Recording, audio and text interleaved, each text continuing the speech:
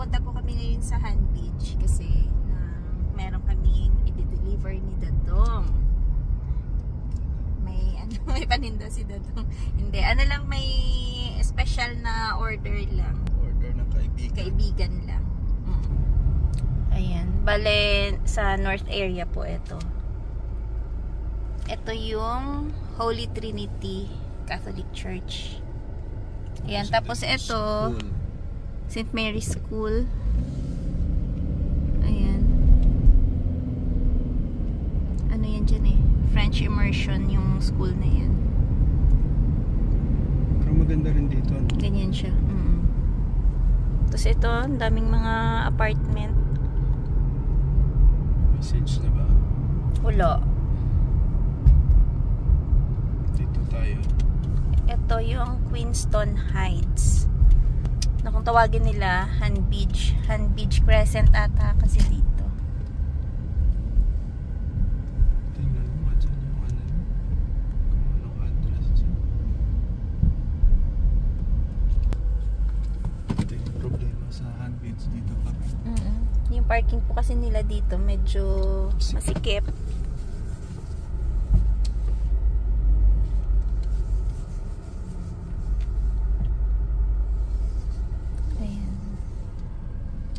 Kagandahan dito, meron silang playground dun, oh.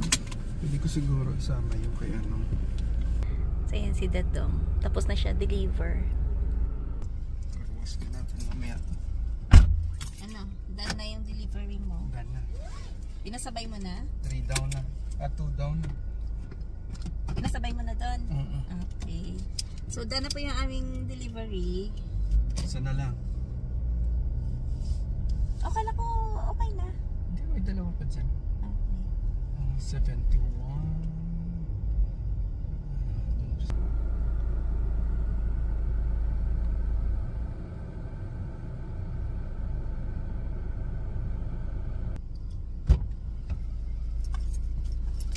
Done? Mas. Okay. So, tapos na po tayo sa pag-deliver ng ating mga dapat i-deliver. Nandun?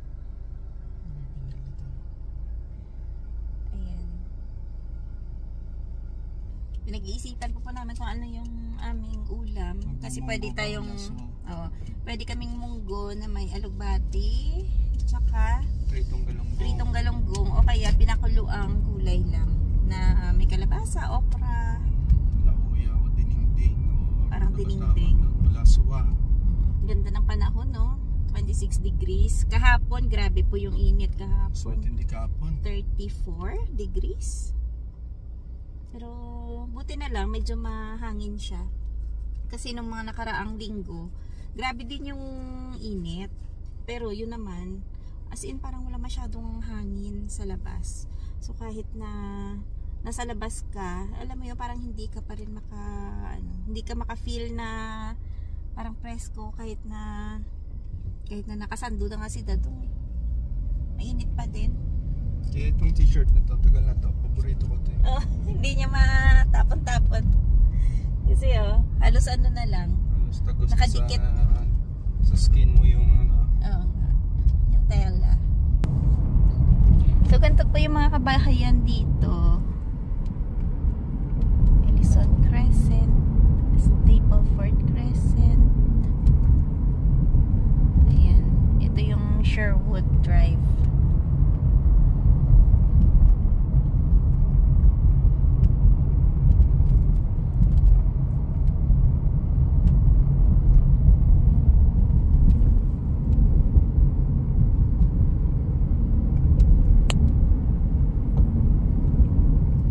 Kami nakapunta sa grocery na ganito ka-init.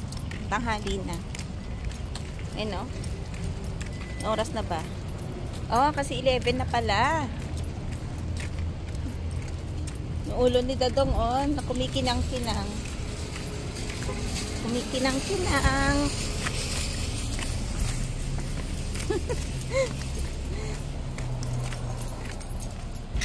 Aray. Check natin yung cantaloupe. Ayun, nakasave siya pa 4 lang to Para may prutas pa karon. Ay, oh, parang maganda. Ayan. Buti meron dito.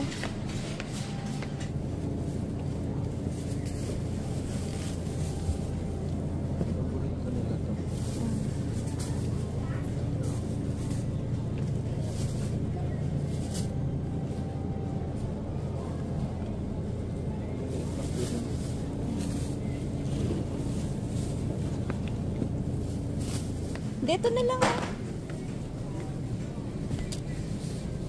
Dito na lang may talong. Ay, alam ko na pa. May sayote pala. Pwedeng magtinola. May manok kami dun. Tsaka meron kaming dahon ng sili.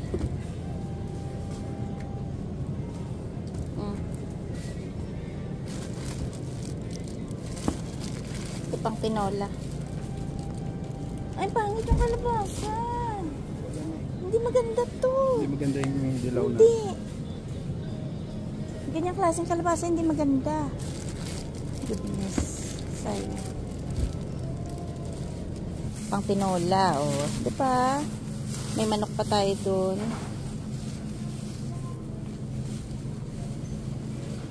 In fairness ngayon, kompleto yung kailangan namin na. Pwede na to pa.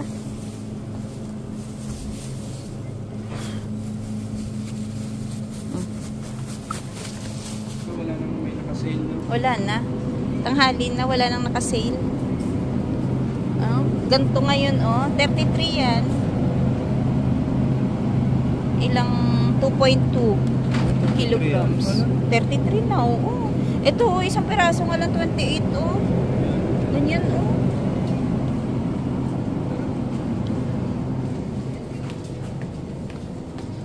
Bili na lang kami ng pangpritong isda.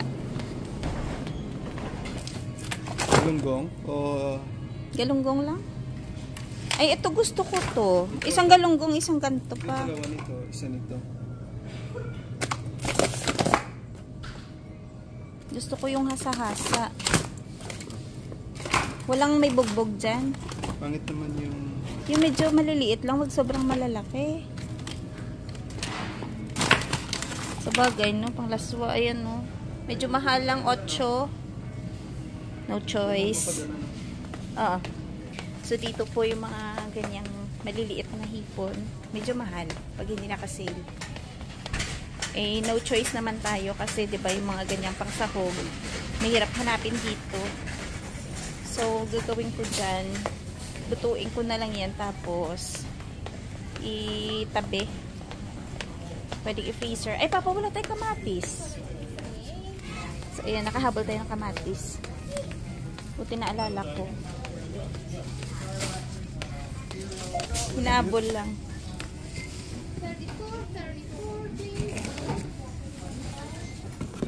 So, ito na po yung aming pinamili. Ito yun, no, gigisahin ko lang siya sa kamatis, sibuyas, tsaka bawang. Tapos pwede lang siya i-frozen pagka hindi gamitin lahat. Kumbaga yung purpose niyan is ano lang, pa-frozen mo lang siya. Tapos kung gusto mong maggulay ulit sa sunod, pang sahog-sahog lang. Masarap din po siya ilagay sa ano, sa sinangag. Hindi kahit hindi mo siya i-frozen sa freezer lang. No? Hindi frozen sa freezer lang. Hindi frozen nga. Sa chiller lang. So, ito si hindi pa madali masira. Yan kasi may kamatis. Kaya dapat talaga frozen. Yan, wala po kami nakitang kalabasan na maganda kasi dun sa Freshco. So, daan muna kami dito sa No Frills. Ay, ang ganda ng mga bulaklak nila dito. Oh, mas. Check muna natin. Ganda, oh. Diba summer na summer, no? Oh, nice ng sunflower. Magkano to? 17. Ito, Morning Glory ba to pa, no? Ay, kamali yung tawag ko dito, ah. Ewan ko ano to, kung Morning Glory ba to. Ay, ito, nice pa, oh. Ganda. Cutie pie, no? Sa atin marami. Ay, ano, baho-baho sa ito. ito yung bulaklak na binibigay ni Dadong sa akin. Ayan, yung mabaho na yan. Pasawa yan eh. Sko Dadong, ha? Minsan ka lang nagbigay ng rose, hindi mo na inulit. Bigay mo, uy, hindi yan dyan. Bigyan ka na. Char. Balik din siya eh. Ay, Diyos. Pwede mo naman ulitin kung tatanong pa ba ako. Ay, hala. Huwag na. Nagtampo na ako. Ayoko na yung bibigay na parang hindi kusa. Ayan pala yun. May ganun-ganun ka po. Bakit? Mag-gano ba? Walang papayan. Luluto ba tayo ng... Saan yung kalabasa? Ayun, pag walang kalabasa talaga Dadong, balik ka dun sa ano. Sabi ko sa iyo dun sa may ano eh, pangit ng kalabasa nila. Hindi kasi malabo yan pa. Ari na lang oh. Eh putik ang bigat na ito. May paning amo sinigasin lang dako-dako. Pero ano to? Spaghetti squash. Hindi yan, pa spaghetti ba yan? Butter Ito yung spaghetti oh. Yan kuha ka kahit isa lang, tigi-isa lang. Tsaka, may Sprite doon. Yeah. Thank you. Ayan na, nakasale yung Tim Hortons. Kaso light roast. Dark roast tayo, no? Yan, try mo. No? Medium. Isa lang? Mm. Try pa lang naman eh. I-try niya ngayon. Sa sunod, ibang lasa na naman kasi hindi na nakasale yung tinry niya. Kasi kami kung ano naka-sale, yun lang din yung mga binibili namin. Scan mo yung PC Optimum card. So, ayan. Bumili tayo ng eto, $11. Sa atin to mga ano to? 400. Ito. Yan, mga 400 to sa atin. Grabe, no? Minsan kasi, parang natutuwa lang ako mag-convert. Kung halimbawa sa atin yung ganito magkano. Pero yun mo, no? Hindi na. Para lang yan sa mga 400. Oo nga. Para maano lang din, malaman lang din ng mga nanonood sa amin na halimbawa kung i-convert namin sa peso yung isang item para alam nila kung magkano. So, ayun nga. 400 yung isang ganere. Yeah. Pero sabi ko nga, ilang gamitan na po namin to. Ilang lutuan na. Paano? Sobrang dami kasi nito eh. Pwede na tayo Pwede nga ano, 3. munggo ulit mo. Kasi po sa amin, pag nagluto kaming munggo, merong kalabasa. So, ganoon. Munggo, may kalabasa. Merong yung ano, yung gulay-gulay na isa, yung dahon. Yung alugbati, may ganun po kami pag nagluto ng munggo. Pwede din ano, malunggay. Pwede din spinach. So, ayan, sulit na to. Sulit na yung ganito kalaki. Siguro mga 3 lutuan nga.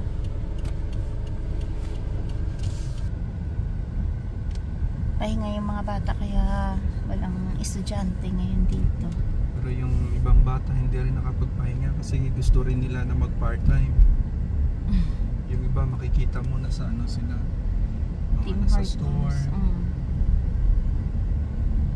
Gusto rin nila na magkaroon sila ng sarili nilang income. Habang walang pasok.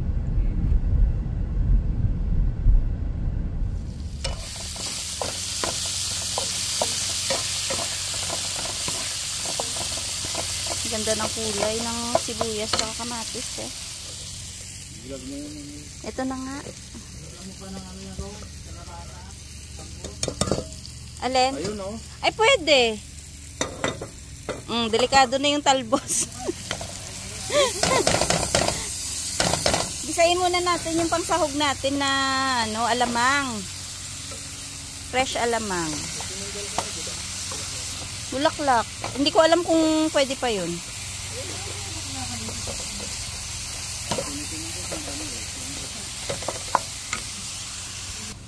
Lagyan natin ang asin. Diba, parang nasa probinsya ka lang.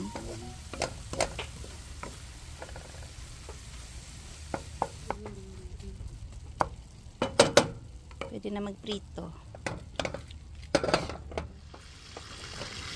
Yan, meron tayong garlic, tsaka kamatis. Lagyan ko lang siya ng maliit lang na pork cube, pampalasa. Ito yung mga gulay.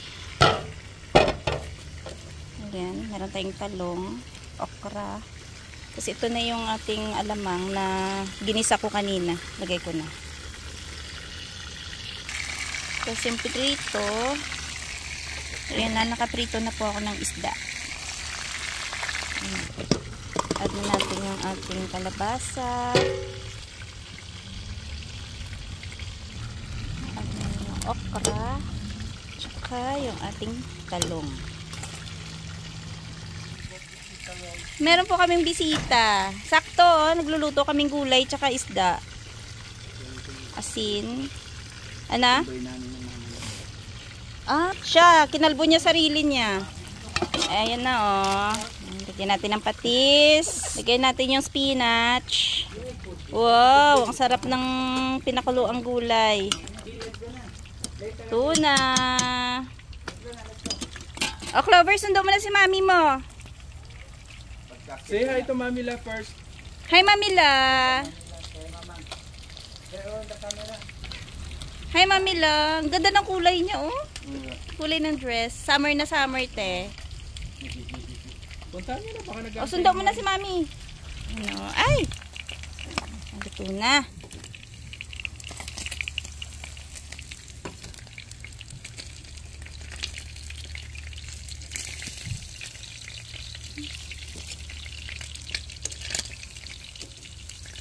Up. Dito na lang tayo mag-harvest ng pang tinola. Ito. Tapos ang sa taas eh. Tatanggalin ko talaga yan. So, dala pruning na. Pilian mo na lang ha. Iwan na natin yung dalawang ano.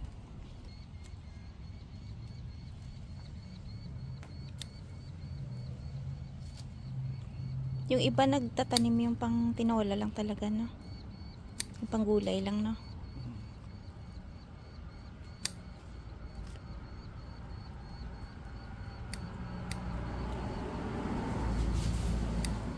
Para yung energy niya maano. Ma-focus dun sa taas.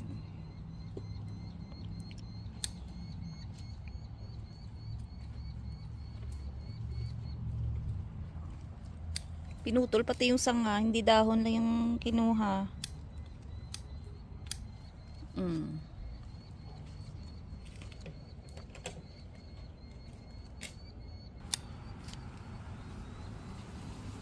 Dami na. Doon tayo sa kabila.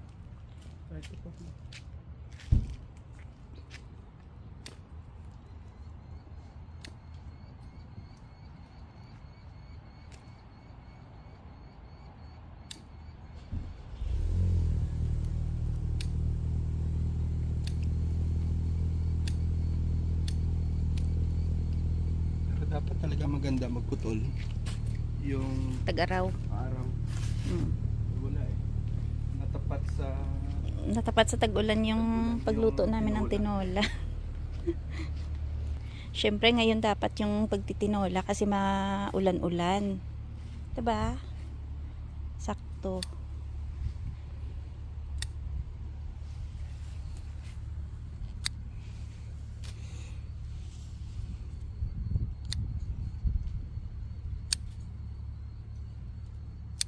Feeling na sa Pinas lang yan, eh. Gantong nagugupit-gupit ka ng mga pang tinola.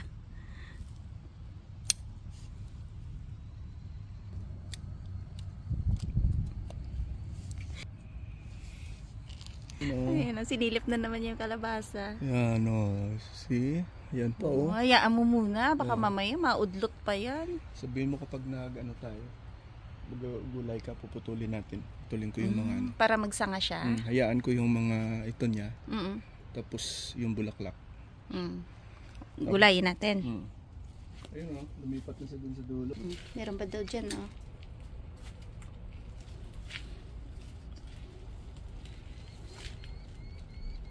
Hindi, may gulang na yung ibang dahon dito. Tanggalin natin ito isa. Ito pa. Dapat kasi yung sanga hindi mo na tinanggal. Hindi, para ma-focus sa taas. Okay na yan. Yan, meron na po tayong pantinola. Upo namin. Naghanap na.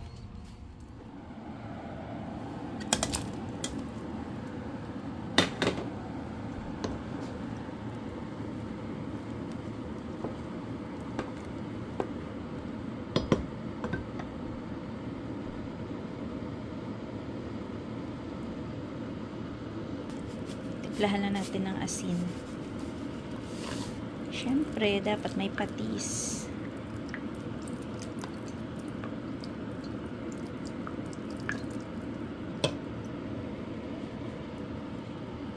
Add na natin yung dahon ng sili.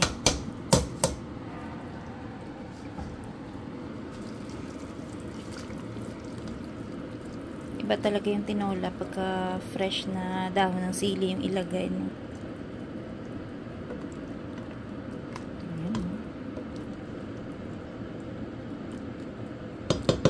Amoy Pinas. So, yun po, luto na yung ating ulam for today. Let's eat.